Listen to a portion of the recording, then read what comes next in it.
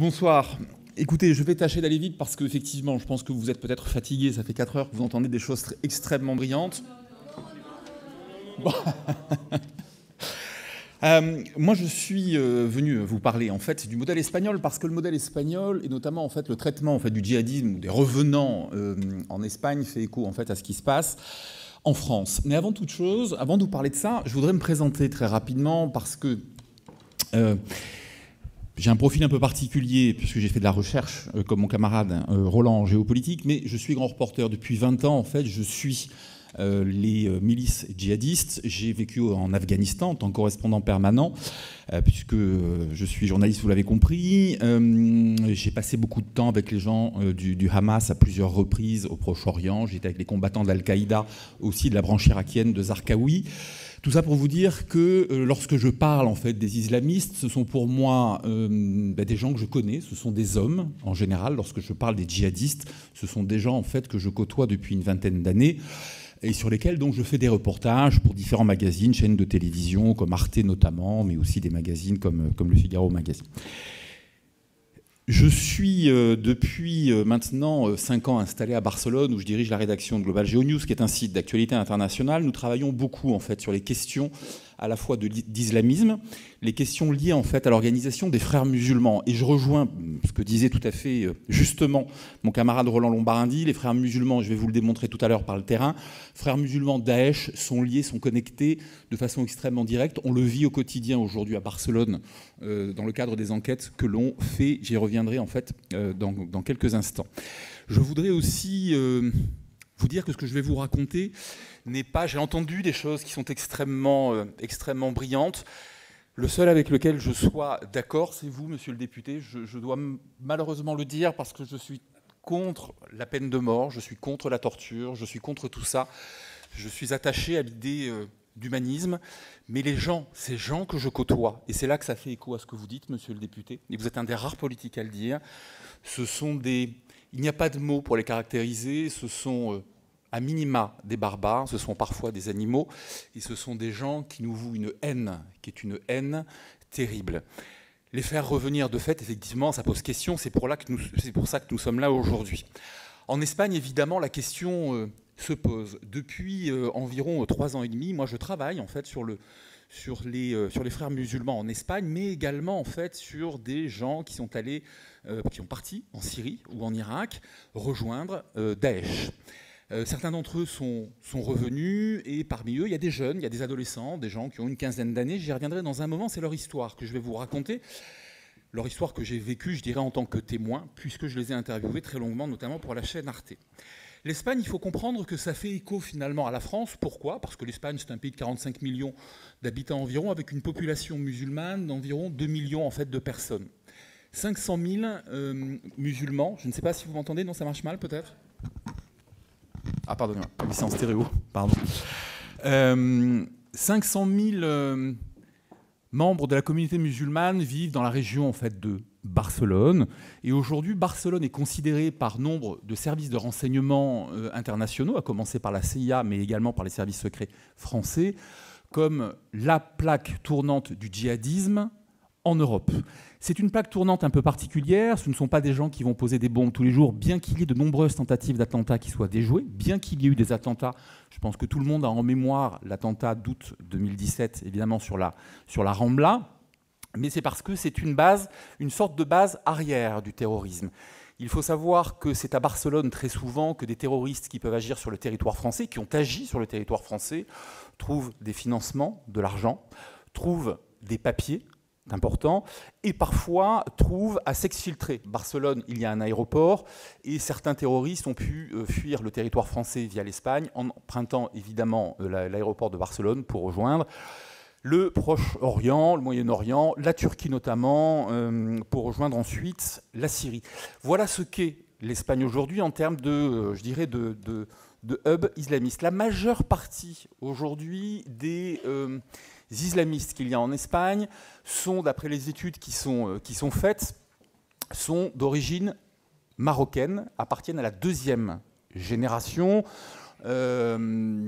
en général, sont des gens, et c'est important, ce ne sont pas des loups solitaires. Il y a une étude récente qui vient de sortir en Espagne, c'est ce qu'on voit dans nos enquêtes, nous les journalistes, quand on les rencontre, c'est qu'ils ne sont pas radicalisés sur Internet, ils sont radicalisés via des points de contact, qui peuvent être des centres culturels, des centres de prière, qui peuvent être des mosquées.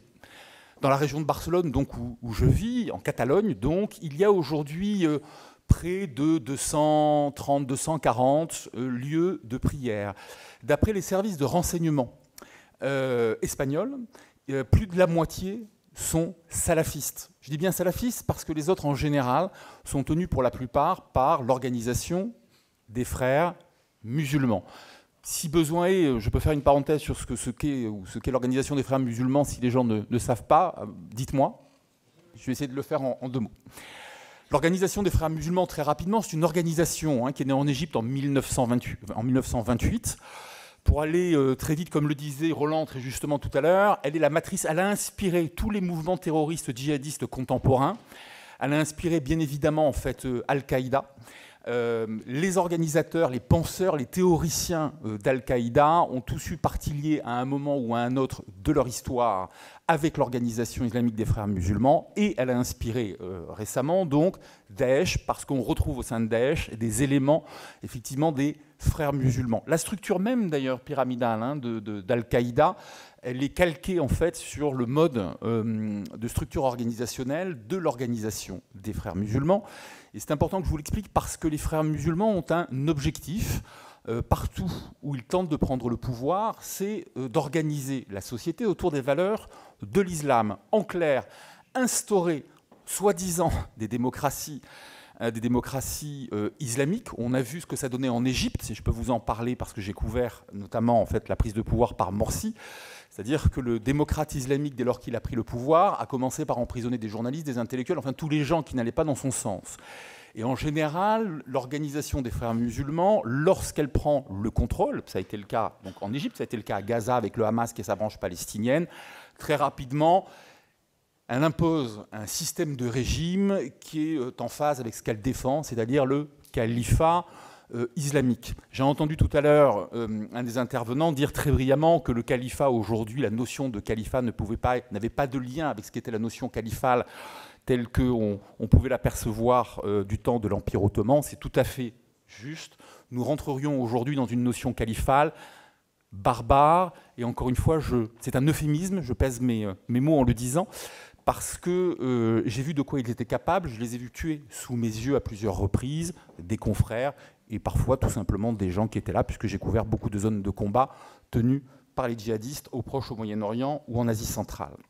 Pour en revenir à l'Espagne, donc aujourd'hui, il y a environ, il y aurait, d'après les études faites par les services de renseignement, environ 700 djihadistes. Sur ces 700 djihadistes, aujourd'hui, il y en a 200 qui sont emprisonnés. Il y a un certain nombre de gens aussi dans ces djihadistes qu'on n'identifie pas forcément.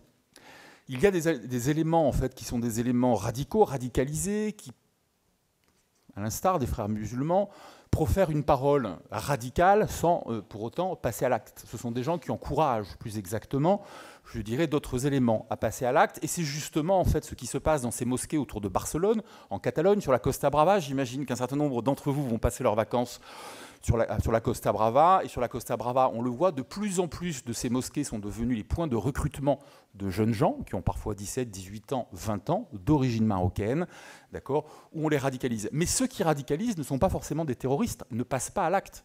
Ils diffusent un discours. Et je pense qu'il faut les qualifier aussi de djihadistes, même s'ils ne passent pas à l'acte, parce que pour moi, aujourd'hui, le schéma djihadiste est beaucoup plus large que le simple schéma du passage à l'acte, c'est-à-dire du type qui va se kamikazer, prendre une mitraillette. Mais encore une fois, moi j'ai une vision qui n'est pas une vision analytique, j'ai une vision de terrain, parce que ces gens-là, je les rencontre, et à partir du moment où il y a un discours qui est un discours qui radicalise, qui peut amener à la violence, et bien ce discours, c'est un petit peu comme les nazis et les SS, dans les deux cas, c'était, j'allais dire, l'idéologie néfaste, et puis le bras armé néfaste de l'idéologie néfaste. Donc ça, pour moi, c'est important de le considérer. En Espagne, donc, face à ce fléau, et notamment à l'émergence de l'organisation des frères musulmans, qui ont mis en place, un peu comme en France, une somme d'organisations. Aujourd'hui, si vous parlez d'islam en Espagne, vous avez des gens en costard-cravate qui tiennent aujourd'hui toutes les banlieues, quasiment, toutes les associations islamiques, quasiment toutes en tout cas, de Barcelone ou des banlieues de Barcelone, et qui prétendent parler au nom d'un islam respectable qui pourrait être tout à fait intégrable, je dirais, à la démocratie. L'Espagne est bien sûr une monarchie, mais une monarchie démocratique, à la démocratie espagnole. Et très bizarrement, quand on enquête sur ces organisations, eh bien ce sont des organisations aussi, là on n'est plus à la mosquée, on est dans des centres culturels, des associations, qui pourraient correspondre aux associations ou la 1901 qu'on a en France, qui sont des associations eh bien, écoutez, qui sont frères musulmans et qui prônent de toute façon un discours qui est un discours radical. Bien sûr, jamais à la télévision en frontal, bien sûr, jamais face aux caméras de télévision des journalistes, mais dès lors que l'on commence à passer des jours, voire des semaines à travailler à leur contact, le discours change radicalement. Je veux faire une petite parenthèse, je suis d'origine iranienne, et j'ai la chance d'être français, mais beaucoup de mes interlocuteurs dans ces milieux islamistes ou djihadistes très souvent pensent que je suis moi-même en fait musulman, ont beaucoup de respect pour moi parce que je passe beaucoup de temps sur ces zones de combat depuis 20 ans, et de fait se livrent assez aisément. C'est la raison pour laquelle je le raconte, parce que je pense que dans les médias, en Espagne, on est un peu plus cash dans la façon de raconter les choses très souvent. Je pense que dans les médias français, on n'entend pas beaucoup ou pas assez ce que je vous raconte là, mais qui correspond encore une fois à une réalité quotidienne. L'Espagne, face à ces organisations frères musulmans, mais face à ces djihadistes également, les deux se tiennent, et vous allez comprendre pourquoi, a essayé de mettre en place en fait, des protocoles pour traiter la problématique en fait, de ces fameux revenants, mais aussi de ceux qui n'étaient pas partis. Dans le cadre de ces protocoles, donc, j'ai réalisé une enquête il y a près d'1 an et demi pour la chaîne de télévision Arte. Nous avons suivi en fait, pendant plusieurs mois des jeunes qui avaient été radicalisés par leur mère. Donc c'était assez intéressant. Leur mère était une recruteuse de Daesh. L'histoire a fait la une de toute la presse nationale en Espagne. Le père était frère musulman, donc la maman Daesh, le papa frère musulman, et la maman radicalisée en fait et recrutait des éléments de Daesh, à commencer par ses fils, dans une mosquée qui elle-même était tenue par des frères musulmans. Vous voyez les points de convergence en fait entre les deux, qui une fois de plus te donnent entièrement raison, mon cher Roland. 3 des enfants sont partis, l'un est parti combattre en Syrie, où il est mort. D'après ce que l'on sait, il s'est fait sauter, comme dirait mon ami Mesri, paix à son âme. 2 autres sont revenus, et ces 2 autres, on les a suivis. Les 2 autres avaient 15 ans et demi, à l'époque, des jumeaux. Et j'ai passé de nombreuses journées à discuter avec eux, pour essayer de comprendre quel avait été leur parcours. Ces 2 jeunes, lorsqu'ils sont revenus parce qu'ils ont été arrêtés, remis aux autorités espagnoles, et comme ils étaient mineurs, on les a mis dans un centre pour mineurs qui n'est pas un centre de détention, qui est un centre de, de réhabilitation, de rééducation. Je fais attention à ce que je dis ici. En Espagne, on fait moins attention. En général, c'est plus cash, mais ça tient plus du centre de rééducation, de réhabilitation.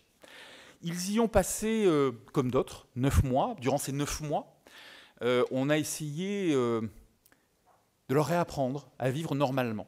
Je dirais apprendre à vivre normalement, pourquoi ? Lorsque j'ai interviewé ces gamins, qui étaient des gamins très sympas. Moi, j'ai des enfants, ils auraient tout à fait pu être des amis de mes enfants, en jean, en basket, en sweatshirt fuchsia, casquette, joueurs de foot. L'un d'entre eux, d'ailleurs, voulait devenir joueur de football professionnel, un ado très sympa, qui m'expliquait, d'ailleurs, en allant jouer un soir au foot, qui m'expliquait, alors voilà, écoute, moi, on m'a appris, alors pendant les 4 premiers jours de ma formation, à égorger donc un adulte de telle manière.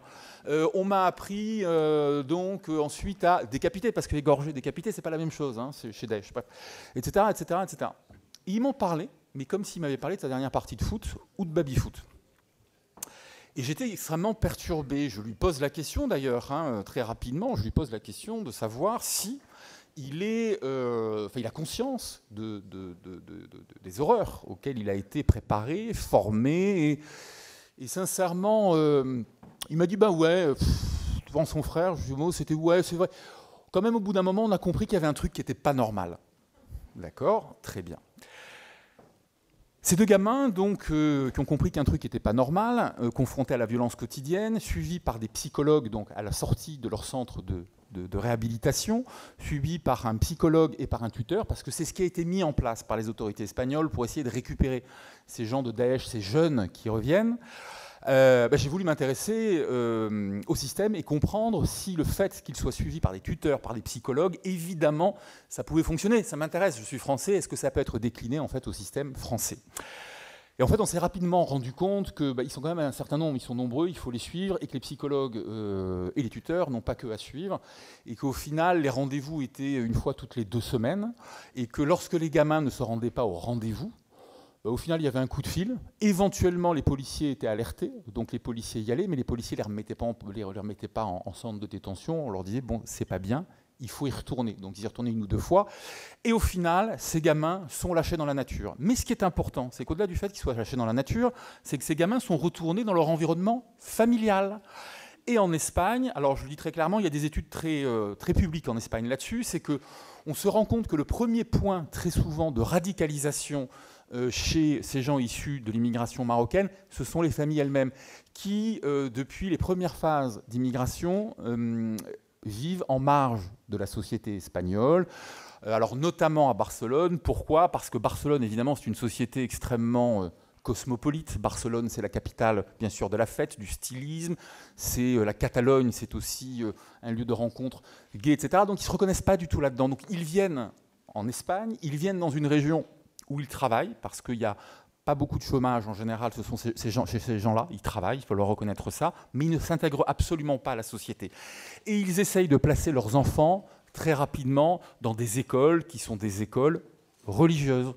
D'accord ? Et quand il n'y a pas d'école religieuse disponible pour toute la journée pour leurs enfants, à ce moment-là, ils les envoient en fait suivre des cours le soir ou le week-end ou le mercredi, donc dans ces mosquées ou dans ces centres culturels où là, donc, il y a la 2e phase de radicalisation en fait, qui se produit.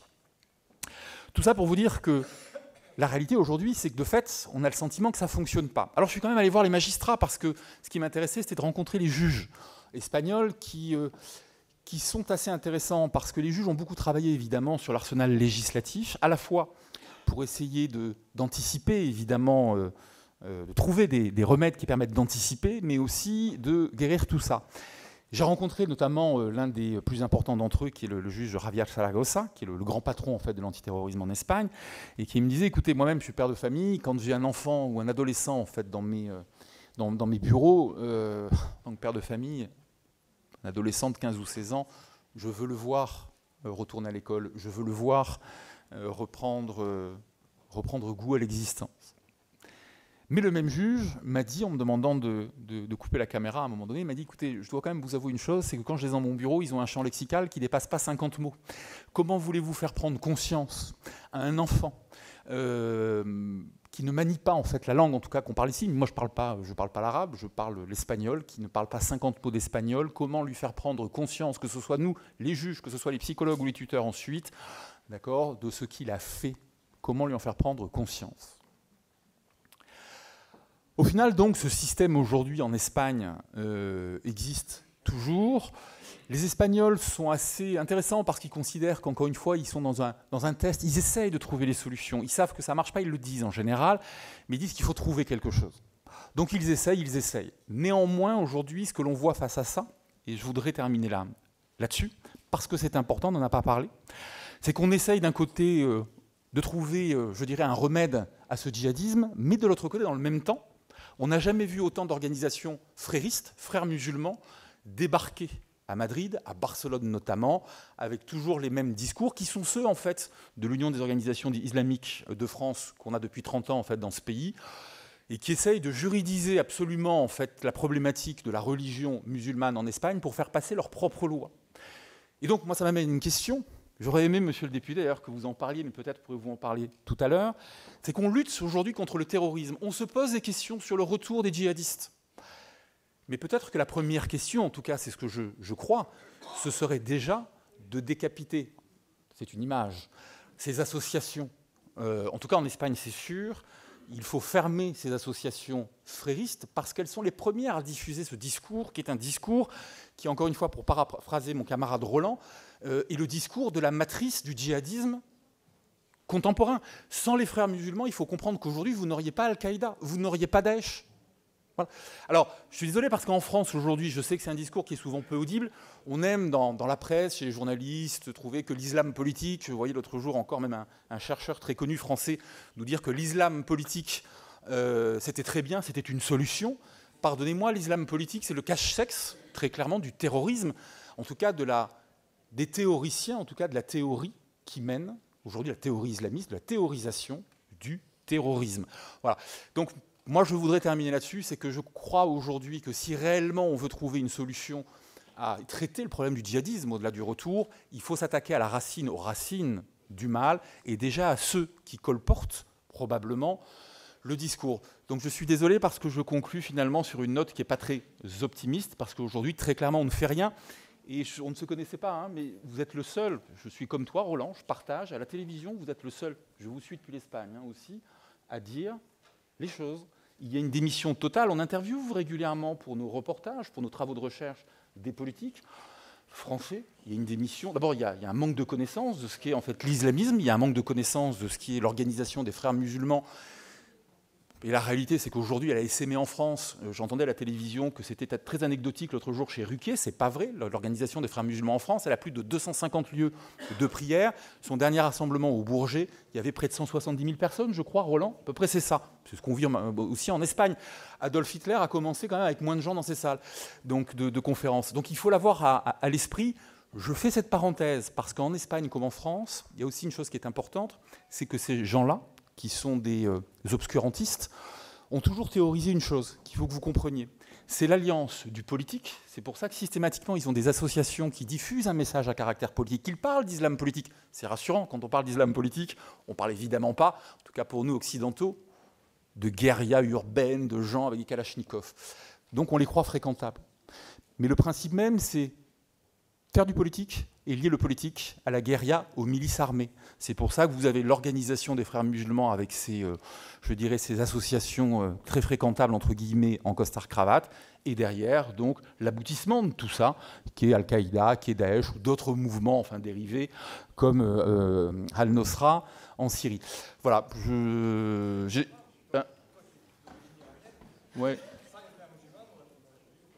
Alors, c'est un autre débat, mais tu as raison, parce que Khomeini, j'entendais tout à l'heure dire, c'est vrai que les frères musulmans sont sunnites, mais il existe une branche chiite des frères musulmans qui s'appelle les Fedaïn Islam, qui est née dans les années 40, à laquelle appartenait l'ayatollah, enfin celui qui allait devenir l'ayatollah Khomeini. Et oui, c'est pareil, j'entendais aussi un chercheur à la télé l'autre jour dire « Mais non, il n'y a pas de frères musulmans en Iran ».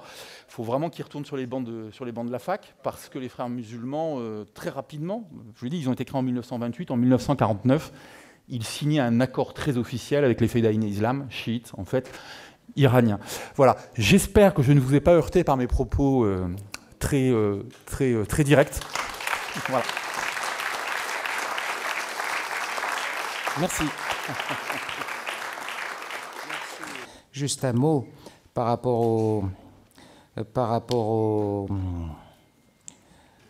aux islamistes dont vous parlez, les frères musulmans, et l'organisation de l'islam de France, etc. Exactement. C'est la même idéologie, c'est la même source. Al-Qaïda, ou Ben Laden, ou Zawahiri, ou... Posez-lui une question, la question piège pour un islamiste. C'est quoi votre politique? Dasturun al-Qur'an. Notre constitution, c'est le Coran. Il n'y a de pouvoir que de Dieu. Ça, vous retrouvez ça partout. C'est la base idéologique de tous ces courants. Phrase d'ailleurs qu'on retrouve dans les évangiles. Suivez bien mon regard. Il n'y a de pouvoir que de Dieu, c'est aussi dans les évangiles, mais les chrétiens ont résolu cette question d'une autre manière que nous autres.